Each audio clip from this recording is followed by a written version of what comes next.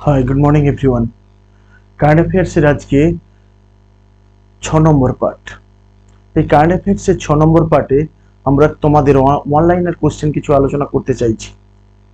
যে কোশ্চেনগুলো তোমাদের Kolkata police, West Bengal police, WBCS এমনকি যে কোনো রাজ্য এবং কেন্দ্র সরকারের পরীক্ষাগুলোতে খুবই ইম্পর্ট্যান্ট।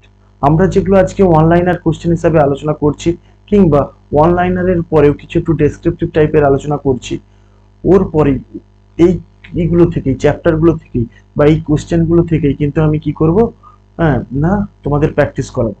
ক্লিয়ার? বুঝতে পারলে? যেগুলো আজকে আলোচনা করছি খুবই ইম্পর্টেন্ট তোমাদের পরীক্ষা নিরীক্ষে। অবশ্যই তোমরা কোশ্চেনগুলোকে নোট ডাউন করবে এবং পড়বে, কারণ বিগত দিনের যে পরীক্ষাগুলো আমরা দেখেছি এই টাইপের কোশ্চেন কিন্তু আসতে দেখেছি। ক্লিয়ার? চলো তাহলে আজকে বেশি না কথা বলে আমরা আলোচনা করছি আজকে। দেখো, apex competitive study centre, study and training centre তোমাদের ওয়েস্ট বেঙ্গলের number 1 study centre according to defence and police service. Clear? তো আমাদের বিগত দিনে অনেক ছেলে এখান থেকে ওয়েস্ট বেঙ্গল পুলিশ এবং আর্মিতে চাকরি পেয়েছে। তোমরা অবশ্যই অফলাইন ক্লাসের জন্য আমাদের যোগাযোগ করতে পারো, আমাদের ডেসক্রিপশনে নাম্বার দেওয়া থাকবে, ইভেন এখানেও নাম্বার তোমরা পেয়ে যাবে ক্লাস করতে করতে। বুঝতে পারলে? আমাদের যারা টিচার্স আছে, শুভ স্যার নেবে তোমাদের ম্যাথ নেবে, আর হিমাংশু স্যার ইংলিশ নেবে, জিকে অনুপম স্যার এবং জিকে শিশির স্যার। এছাড়াও ইংলিশের জন্য আমাদের শিশির স্যার রয়েছে আগে থেকে। সায়েন্স যারা নেবে ইউনিশ স্যার, দেবব্রত স্যার এবং আমি গণেশ স্যার তোমাদের জিকে এবং তোমার কারেন্ট অ্যাফেয়ার্সগুলো করাবো।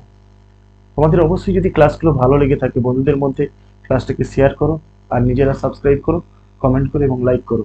কোনো কিছু যদি ফল্ট থাকে আমাদের ভিডিওতে, তোমাদের চোখে যদি ধরা পড়ে, সাউন্ড থেকে শুরু করে ভিডিও কিংবা পড়ানোর কোয়ালিটি আমাদের আরো ইমপ্রুভ করতে হবে কিনা, তোমরা অবশ্যই আমাদের কমেন্ট করে জানাবে।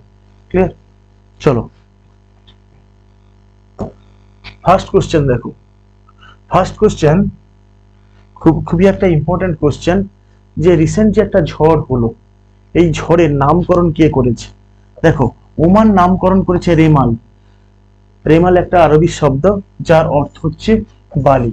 এই যে 4টি পয়েন্ট আছে, অর্থাৎ ওমানের দেওয়ার নাম রেমাল, রেমাল একটা আরবি শব্দ এবং রেমাল কথার অর্থ হচ্ছে বালি। এই 4টি ইনফরমেশন তোমরা মাথায় রাখবে, পরীক্ষায় চলে আসতে পারে যে রেমাল এই ঝড়টির নামকরণ কে করেছে। বুঝতে পারলাম কি বললাম? বুঝতে পারলে তো? তারপরে এবং রেমাল কথাটার অর্থ কি বালি এবং এটি একটি আরবি শব্দ। ক্লিয়ার? ফার্স্ট কোশ্চেন আমরা এভাবেই আলোচনা করলাম।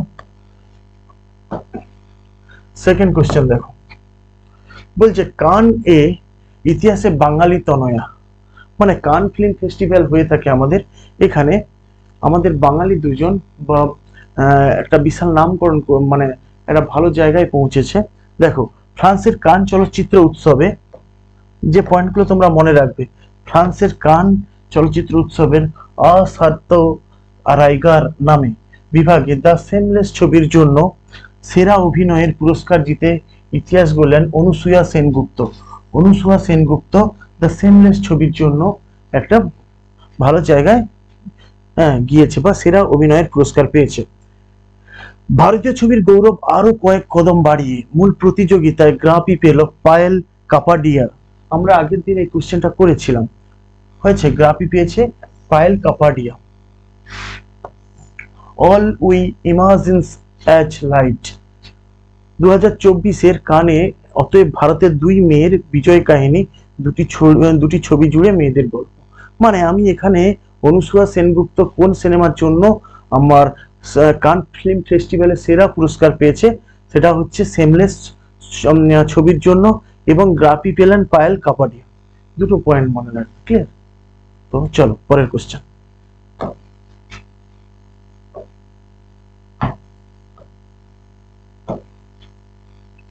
3 নম্বর কোশ্চেন দেখো, সামরিক মহড়া শক্তি 2024। সামরিক মহড়াগুলো পরীক্ষাতে দিয়ে থাকে, যে সামরিক মহড়া দুটো দেশের মধ্যে হয়েছে।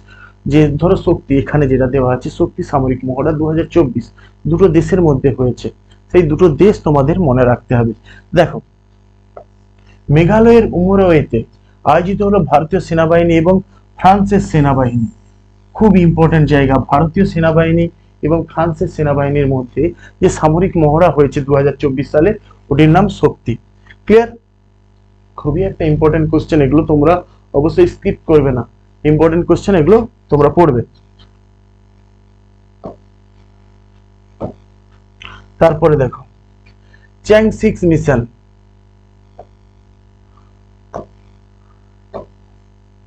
চ্যাং 6 মিশন চীনের ন্যাশনাল স্পেস অ্যাডমিনিস্ট্রেশনের তরফে চ্যাং 6 নামক মিশনের সফলভাবে উৎক্ষেপণ করা হলো, এটি চাঁদে পাঠানো হয়েছে।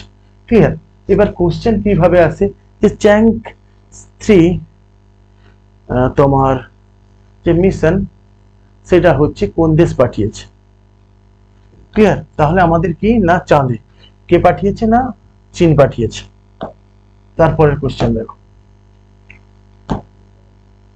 চাঁদে প্রথম রেলওয়ে স্টেশন, চাঁদে প্রথম রেলওয়ে সিস্টেম তৈরির পরিকল্পনা করেছে national Aeronautics and space administration অর্থাৎ নাসা।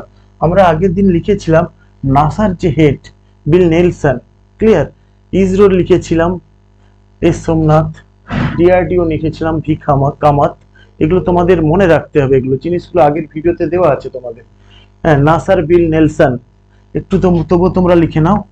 নাসার যে হেড আছে এখন চেয়ারম্যান বলে Nelson, Bill Nelson, Nelson. ISRO S Somnath,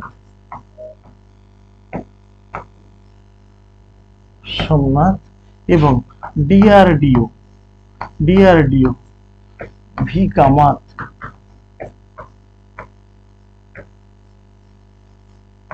এই জায়গাগুলো খুবই ইম্পর্টেন্ট। তোমরা যদি প্রত্যেকটা ক্লাস তোমরা করে থাকো, এই ক্লাসগুলোর উপর থেকে তোমাদের আমরা এমসিকিউ পরীক্ষা নেব। ক্লিয়ার? অলরেডি এমসিকিউ কিছু আলোচনা করেছি, আমরা আবার আলোচনা করব। তোমরা ক্লাসটা প্রত্যেকদিন করতে থাকবে। আচ্ছা, তারপরে দেখো এই একটা ফাতেহা পাকিস্তান রিলেটেড যে কোনো কোশ্চেন তোমাদের পার্সপেক্টিভে খুবই ইম্পর্টেন্ট। ফাতেহা 2 রকেট সিস্টেম উৎক্ষেপণ করলো কোন দেশ? সফলভাবে উৎক্ষেপণ করেছে পাকিস্তান, এবং এটি সম্পূর্ণ দেশীয় প্রযুক্তিতে পাকিস্তানি বৈজ্ঞানিকরা নির্মাণ করেছে। খুবই ইম্পর্টেন্ট একটা সেকশন। কিরকম কোশ্চেন আসবে? ফাতেহা 2 এই যে তোমার রকেট সিস্টেমটাকে সফলভাবে উৎক্ষেপণ করেছে। দেখো, সফল প্রশিক্ষণ উৎক্ষেপণ করা হলো, এটি পাকিস্তানের দেশীয় রকেট সিস্টেম। এটি লক্ষ্যবস্তুকে নিখুঁতভাবে শনাক্তকরণ করতে পারে এবং আঘাত হানতে পারে। ক্লিয়ার? খুবই ইম্পর্টেন্ট একটা জায়গা। ফাতেহা 2 তাহলে কোন দেশ লঞ্চ করেছে? না পাকিস্তান। তারপরের কোশ্চেন দেখো, খুবই ইম্পর্টেন্ট জায়গা, এগুলো তোমরা স্কিপ করবে না, খুবই ইম্পর্টেন্ট। এই একটা বই, খুবই ইম্পর্টেন্ট একটা বই, দ্য উইনার্স মাইন্ডসেট।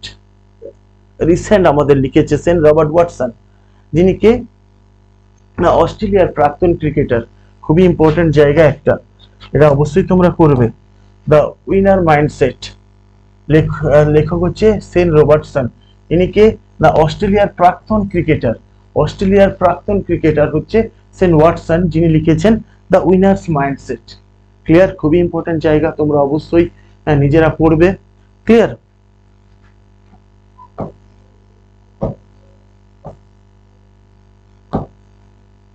দেখো, ভারতের প্রথম সংবিধান পার্ক কোথায় তৈরি হয়েছে? খুবই ইম্পর্টেন্ট। ঠিক আছে? ভারতীয় সেনাবাহিনী এবং পুনিত বালান গ্রুপের যৌথ উদ্যোগে মহারাষ্ট্রের পুনেতে এই জায়গাটা খুবই ইম্পর্টেন্ট জায়গা, খুবই ভেরি ইম্পর্টেন্ট কোশ্চেন, আমরা এটাকে ধরে নিতে পারি। ক্লিয়ার? কোশ্চেন আসবে ভারতের প্রথম সংবিধান পার্ক কোথায় তৈরি হয়েছে? মহারাষ্ট্রের পুনেতে। ক্লিয়ার? খুবই ইম্পর্টেন্ট। চলো, আগের দিনের একটা কোশ্চেন তোমাদের যেটা করিয়েছিলাম, আনসারটা তোমরা দেবে।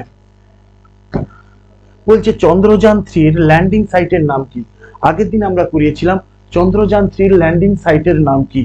খুবই ইম্পর্টেন্ট একটা জায়গা, যেটা আগের দিনে আমরা বারবার আলোচনা করেছি তোমাদের সাথে। আনসার কি হবে?